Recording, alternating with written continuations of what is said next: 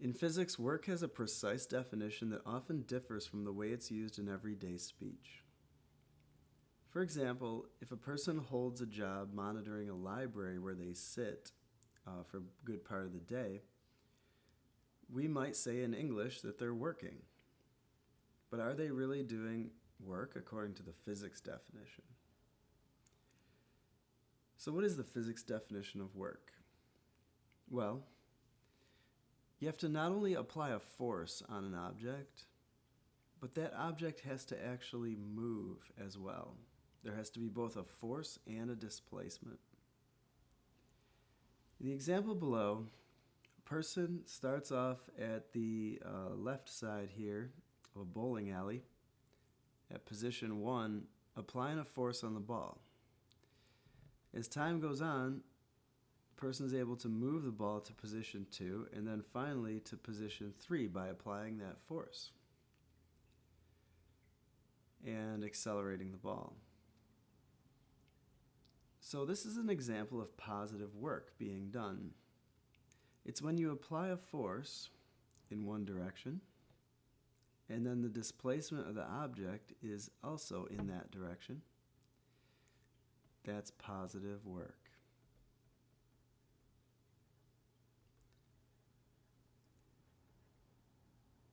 Now, work has a formula that we'll use in a variety of different situations. This is the full formula right here.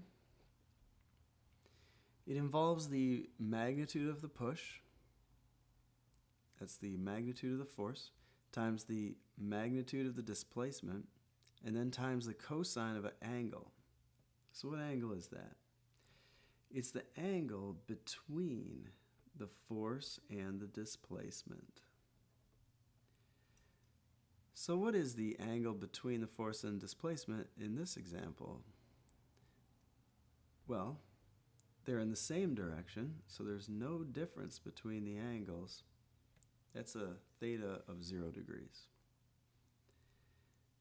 And since the cosine of 0 degrees is actually 1, we'll get the full magnitude of the work here. It's just the force times the displacement. That's positive work. Now, let's take a look at an example of negative work. In this situation, it's the reverse. The cannon is going to launch the bowling ball toward the person. The person's going to start here at position 1 when they first make contact with the ball, and they'll apply a forward force to stop the ball.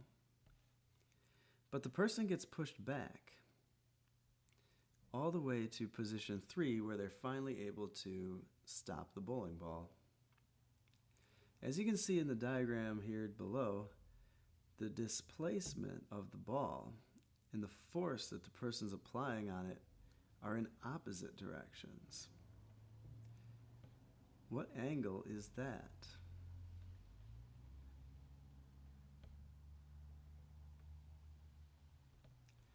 Well, the angle between the vectors is 180 degrees. The cosine of 180 is -1.